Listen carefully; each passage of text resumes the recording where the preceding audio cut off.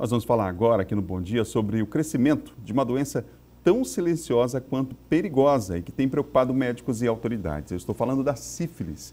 Aqui em São Luís, para você ter uma ideia, no ano passado, 547 pessoas tiveram o diagnóstico de sífilis adquirida.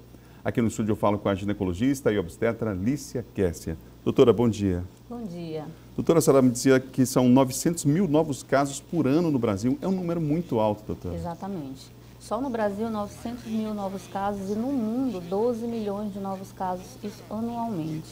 Então, é um número assustador para uma doença tão simples de ser tratada, né? E que poderia ser evitada também, não é? Exatamente. O próprio preservativo, que já foi tão difundido desde sua criação aí no século XVI, que foi justamente criado por conta da sífilis, muita gente não sabe. O condom foi criado por conta da sífilis. A Europa teve um episódio aí de epidemia de sífilis muito grande, aí eles resolveram criar um dispositivo que barrasse. E foi o preservativo, que foi usado do século XVI até mais ou menos lá em 1928. Foi quando foi criada a penicilina, que ficou mais fácil ainda o tratamento. Mesmo assim, os números são alarmantes. A questão está ligada ao comportamento e já existem estudos e informações que dão conta que há uma geração aí que não viu, por exemplo, os estragos da AIDS lá nos anos 80, não viu isso de tão perto e que hoje está se descuidando cada vez mais, né? Tem sentido essa análise que é feita, doutora? Sim, na verdade, porque há uma falta de preocupação com a própria saúde. Eles não se preocupam em procurar médico para se tratar, para fazer um teste simples. O teste da sífilis é muito parecido com o teste do HIV. É um teste rápido, que pode ser detectado de forma básica e simples e o tratamento é muito mais fácil. Por isso deveria ter sido uma doença que nem existisse mais, por conta do tratamento ser fácil. Porém, a gente percebe só o aumento disso daí. Não há também uma dificuldade, no caso específico da sífilis, pelo início ali da doença, não há uma manifestação tão clara, digamos assim, os sintomas, né, é uma doença, como a gente dizia ainda há pouco, tanto quanto silenciosa? A gente, inclusive, percebe o aumento disso no sexo masculino, porque é o sexo que procura menos o médico. A mulher não, ela está ali fazendo a sua rotina ginecológica o tempo todo. O homem dificilmente procura. E com isso, faz com que ele não descubra. Por incrível que pareça, a sífilis pode continuar latente por 40 anos e a pessoa não perceber. Quando for perceber, já está tendo sintomas da neurosífilis, que é a sífilis mais grave.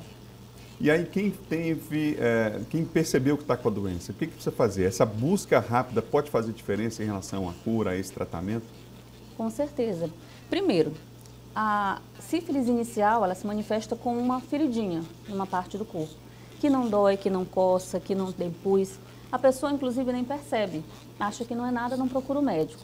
Se procurasse, perceberia ali que seria já um sintoma da sífilis primária e trataria, com uma dose simples de penicilina benzatina.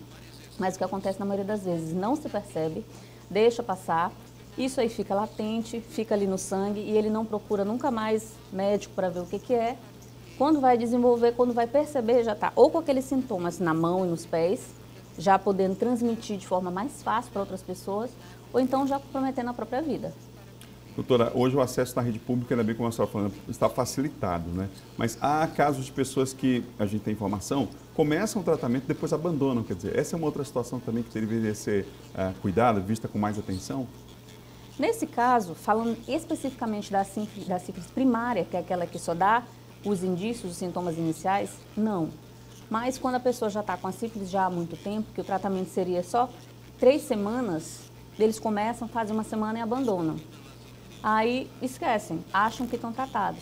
E isso faz com que isso aí vá para frente o tempo todo. O cuidado que as gestantes devem ter, doutora? Inclusive, mais ainda. Por quê? Existe a sífilis congênita, que é uma transmissão vertical da mãe para o feto. A gestante, às vezes, quando ela procura, faz o pré-natal direitinho, ela se trata, o parceiro não quer se tratar.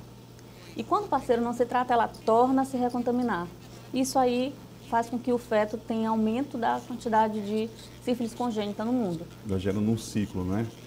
Doutora, o que a senhora diz aos nossos telespectadores sobre essa questão? Inclusive, como a senhora disse ainda há pouco, a falta de hábito, em especial dos homens, né, em buscar os médicos, fazer exames periódicos, enfim, cuidar da saúde.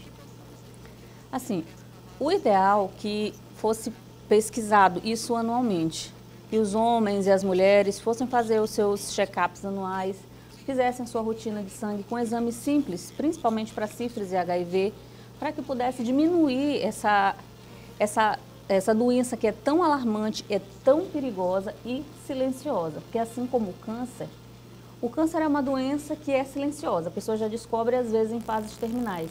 A sífilis é tão perigosa quanto, mais fácil inclusive de adquirir. Por isso que deveria ter sido melhor buscar a prevenção dessa doença.